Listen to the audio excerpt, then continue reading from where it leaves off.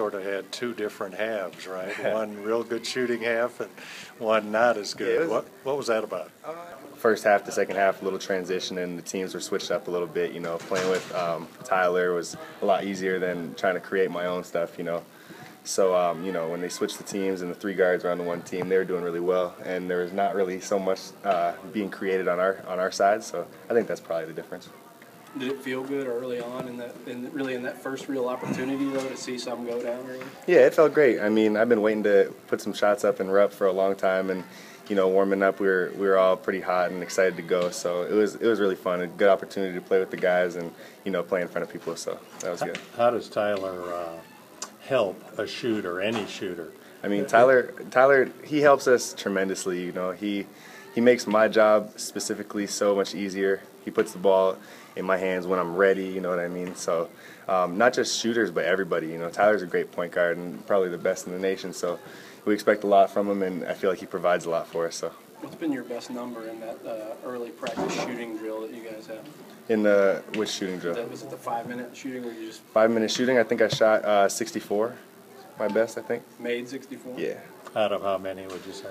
I don't know. I couldn't really say, but we get as many up as we can and try to get as many to drop as we can. So. What's the best number anybody's put up in that? I think Tyler put up 70 the one day, or 72, something like that.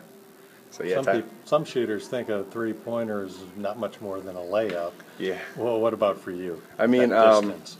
I mean the distance is good. I've been shooting threes for a long time. I feel like every team I've played on, I've had the green light to shoot threes. So it's not really like the hardest shot, I could really say. What else do you have to do beyond make some of those shots to get on the floor? You know, to get on the floor with Coach Cal, it's not so much about offenses. It's about, like, fight and compete, you know.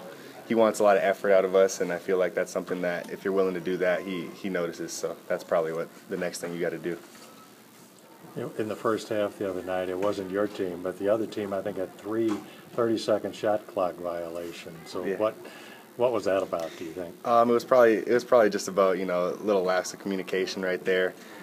We had played a couple good possessions of defense and kind of forced them to do some things they weren't comfortable with. So I think it was just, you know, just a little slight mistakes by them. That's all.